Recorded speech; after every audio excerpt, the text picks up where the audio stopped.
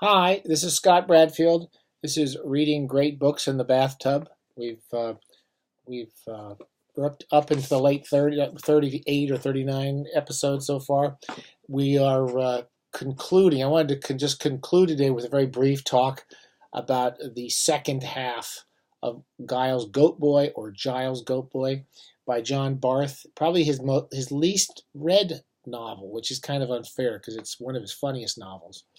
And I've already talked a bit about the background of the book. It's basically a heroic fantasy with lots of references and self-conscious metafictional references to classic hero quest stories. So it's about a boy who's raised thinking he's a goat, and he eventually finds out he may be the savior of this campus.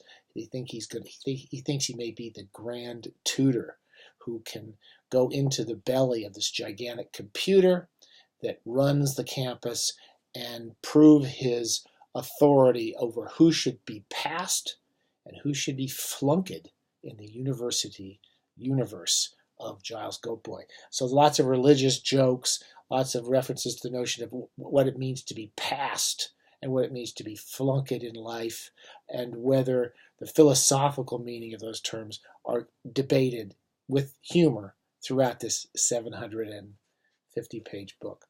Let me start just by referring to the first sentence of the book, which we didn't really talk about, which is the publisher's disclaimer. And something, sort of an idea that you'll start to find in a lot of these types of metafictional books, particularly Barth's. And the first line is, "The reader must begin this book with an act of faith and end it with an act of charity." Now, Barth doesn't write books, as we tried to talk about in the previous lecture, as if he's communicating a world that he knows or people he knows.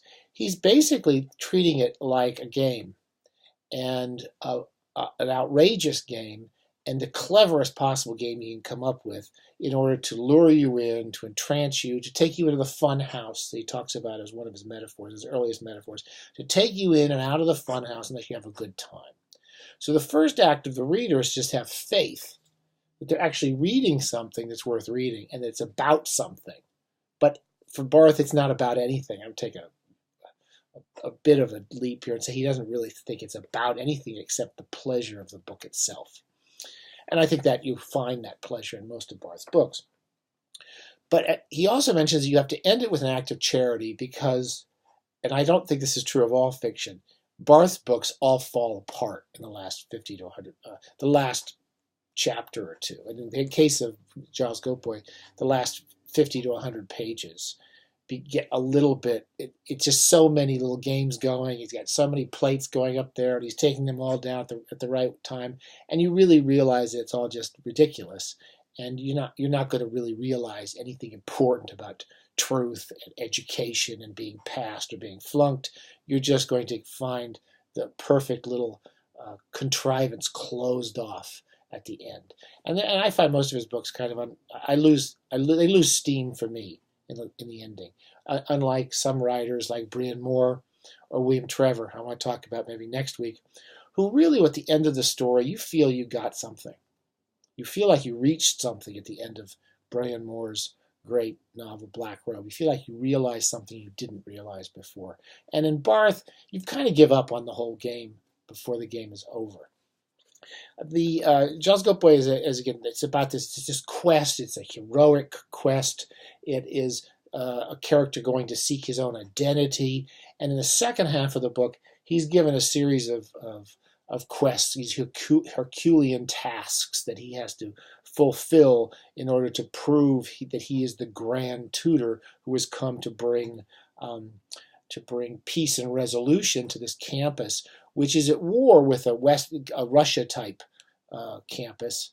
And there's a kind of a Cold War. This book is written in the 60s that has led to a very uneasy truce between these two universities, these two massive computers, which can eat one another, can eat the inhabitants of the other country. And there's a dividing line, a power grid between the two countries. And there's a lot of clear references to the Cold War, the Russians and the Americans, and this dynamic, surging effort by both countries to be more powerful than the other and to scare the other one into not bombing each other. So my bomb is as big as your bomb. That type of mentality that is so prevalent in the '60s Cold War. So in the course of this quest, we get a number of what would you call it? Textual analyses. And halfway through the book, when Giles reaches the campus, the main campus, he goes to a play, and the play, I forget what the play is called, but it's clearly Oedipus Rex, but it's Oedipus Rex set on this college campus, so that the king is actually the chancellor of the school, and instead of having a chorus surrounding the action, we have the committee chairman and administrators who are acting as the chorus. It's a very funny play. Again, there's a little series of set pieces in the second half of the book. I'll read just the closing part. The poetry is actually quite fun, and it's telling the whole story. Near the end of the play that Giles watches, Taliped, who is King Oedipus, realizes he's murdered his own father and has been sleeping with his mother, and that his children are his brothers and sisters, and he decides to send them away. It's Antigone, basically, and the brother-in-law comes to take the kids away, and this is on page 352 of my edition, and he says, "The girls will stay with me. No use to complicate things further. You are their dad and brother. If you were their lover too, we'd never get things straight. Enter kids. Make your goodbye short. It's getting late." Taliped, the Oedipus, says, "Poor kids. You've got a rugged row to hoe. You won't have any boyfriends, because they'll know your daddy was your brother. Boyfriends hate to hear such things as that about a date." The kids say, "Some big brother you turned out to be. You're pretty sexy, though." This very licentious and outrageous comedy. It's a little bit like Tom Dish. It reminds me a little of Tom Dish. Is a characteristic quality of Barth's books. There's lots of dirty jokes and silly jokes, and the whole language of this play comes off. You don't think you're going to enjoy it, and you just have a good time with it. We have a series of texts that occur. We have a whole section which is a gloss on the reading of a line by a famous previous dean, I think, and there's a whole 20-30 page takeoff on the way academics write these extravagant analyses of a simple line in a play. We have lots of dirty jokes in it. There's a certain project which suggests that the computer, like Zeus, has given birth to the hero through a mortal woman, and that the computer, through something called the GILES project, has impregnated Giles's mother, and that's how Giles has been born. So in other words, he's part god, part human, like Hercules. And that's also referred to as the Come Loud project, Come Loud, and LAUD, Loudly Come project. So there's a virgin birth in the middle of the book. There's so many things. Now, I won't go on too far about this, because it's a book unlike Ulysses, as I've tried to say. You don't need a gloss on it. There will be plenty of glosses on Giles Goatboy, and I advise that you not read any of them. You don't need them. And the metadramatic, metafictional gimmickry and extravagances and comedy of the book will be pretty apparent, especially when Barth goes on to use many of these characters, such as Westcack, the computer, and the characters in this book, and allow other characters of his other books to start corresponding within his massive book, Letters.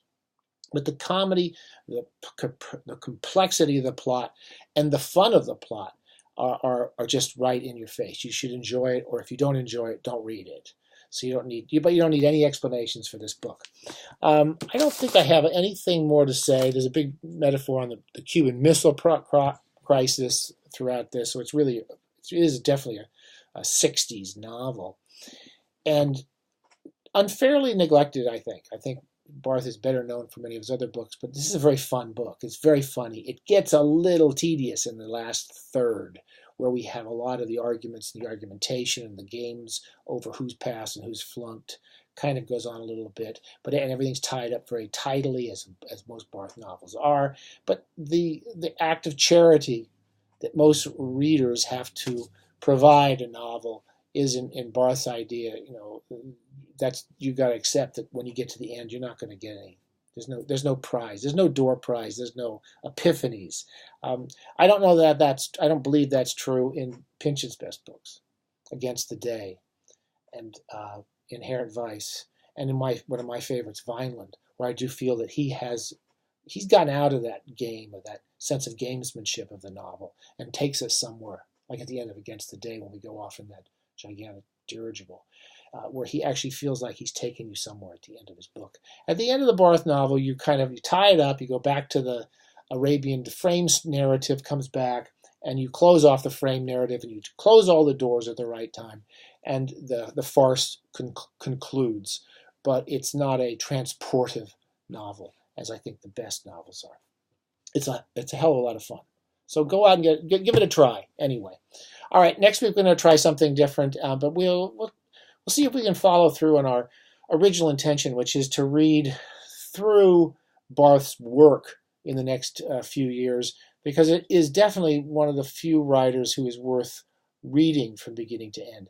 Particularly, we just had this is a last minute thought, but the death of Philip Roth occurred this week when this lecture was being given. And Roth is admired by many people and was an important writer. He's not a writer who I personally went to regularly, but I enjoyed some of his books.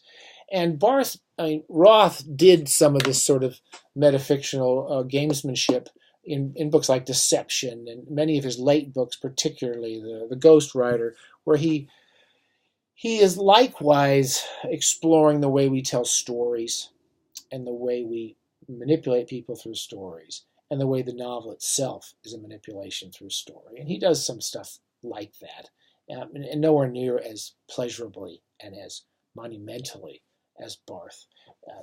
In Giles Goatboy, as in many metafictional masterpieces, the reader is actually watching, like the central character, lots of stories being told. The East Campus computer versus the West Campus computer, telling stories about each other's countries, all the different characters in the book telling Giles stories about his own family and about who his parents are, and all these people telling stories for personal interests and to control one another. And the education of Giles in this book is to recognize that most truth is some form of storytelling. And that's as about as philosophical as Barth gets, I think. But it's an important part of most of his narratives. And it's worth reading, okay? All right, talk to you next week.